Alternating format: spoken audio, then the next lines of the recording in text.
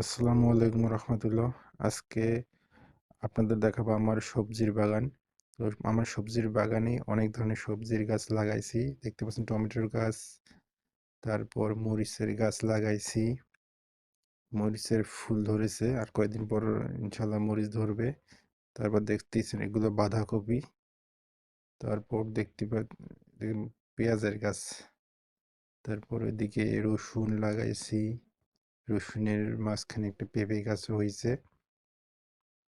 তো তারপর মরিচের গাছও তো অনেক সুন্দর হয়েছে। তারপর আমি বেগুন লাগাইছি, দেখেন বেগুনের গাছগুলো অনেক বড় হয়েছে। বেগুনের গাছে কিছু কিছু গাছে ফুল আসছে, কিছুদিন পর বেগুন ধরবে।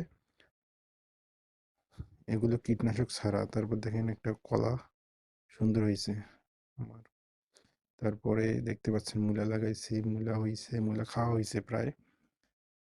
তো এগুলো হইলে আমাদের আর সে সবজি কেনা লাগবে না। এই দেখতেই পারতেছেন আলু লাগাইছি কিছুটা খাওয়ার জন্য। দেখি আলু হয়েছে কিনা। তো হয়তো বা ছোট ছোট হয়েছে, কয়েকদিন পর খাওয়া যাবে। এগুলো আলুর বয়স, লাগানোর বয়স হচ্ছে মাত্র হয়তো বা 40 দিনের মধ্যে হয়েছে। তো আর কয়েকদিন পরে এগুলো তুলে খাওয়া যাবে, নতুন আলু। আপনারা দেখতে পাইতেছেন। তারপর করলার গাছ, এখানে একটা লাউয়ের গাছ হয়েছে, আর কিছুদিন পর লাউ ধরবে। তারপর আপনারা দেখতে পাচ্ছেন পেঁপে। এটা হচ্ছে দেশি পেঁপে, খেতে অনেক সুস্বাদু, পাকলে অনেক লাল হয়ে যায়, অনেক বড় হয়েছে।